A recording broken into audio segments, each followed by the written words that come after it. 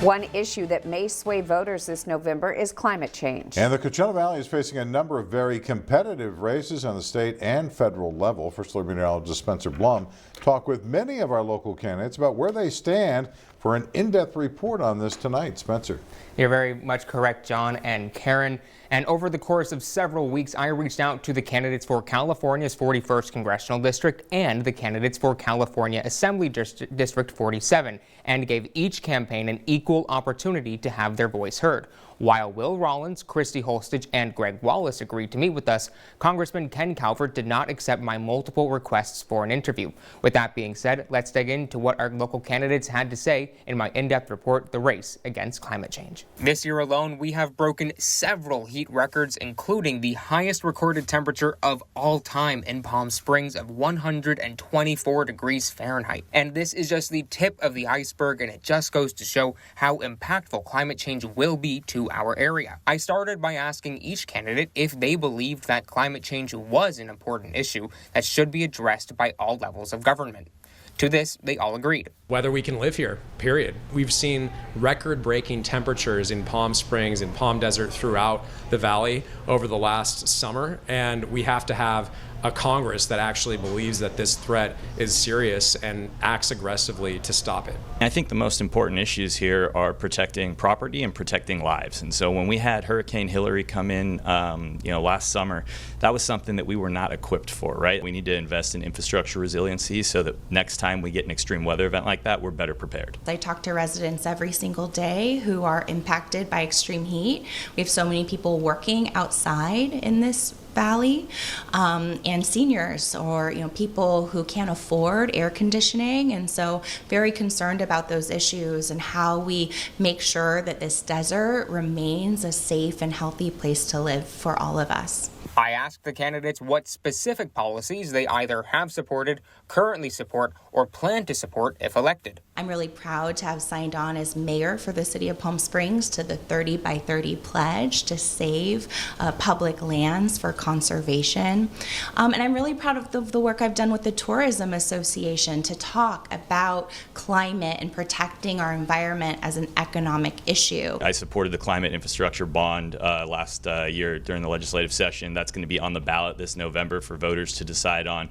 Frees up $10 billion to be able to invest in those programs so that we can better protect lives and better protect property from extreme weather events. So one thing I want to do is create another clean energy tax credit for small businesses. And I think we actually need more of those, because if you look at places like the Salton Sea, which has one of the largest lithium ion deposits on Earth, the potential to create high-tech manufacturing chips that go in a ton of clean energy products that help us compete with countries like China. Outdoor workers are the backbone of the Coachella Valley, so I made sure to ask each candidate what they plan to do to protect those workers in an increasingly warming world.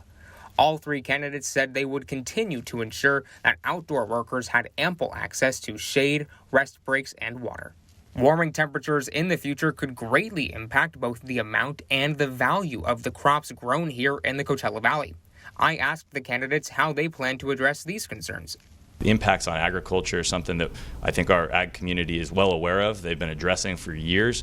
I don't think that's appropriate for government to come in and tell these private businesses and private growers how they should and shouldn't handle changing climate for their crops. You'll see them being able to make those adjustments on their own. Drought is a huge issue for the Coachella Valley, and we have to make sure that we have federal representatives who are going to fight to make sure that water for our region is protected. And that means working with other members of the California congressional delegation to try and make sure we partner to ensure Southern California in particular continues to have its water rights protected. The entire state of California and also our nation rely on the Coachella Valley, and so we need champions in the state assembly who understand the climate crisis, who have passed smart climate legislation, who are committed to addressing the causes of climate crisis, and have solutions. Next, what they would say to a voter who feels not enough has been done to combat climate change. Yeah, well, I would say that I absolutely agree. I mean, back to the original point we were talking about, we need to invest more in infrastructure and infrastructure resiliency. We recognize that we're going to have more periods of extreme heat. We're going to have more periods of extreme drought. I'd say they're 100% right, and that's a big part of the reason that I'm running for Congress. And it's not just about creating those new clean tech jobs. It's not just about protecting the planet long term.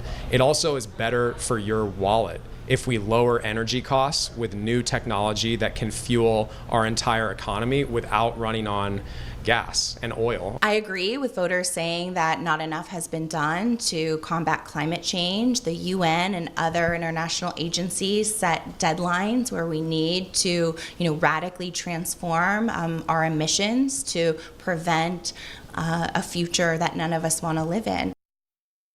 And right now we are working to get the candidates' answers to all of our questions online, and you can find all of our election coverage by clicking on our voter guide on KESQ.com. Live in studio, Spencer Blum, News Channel 3.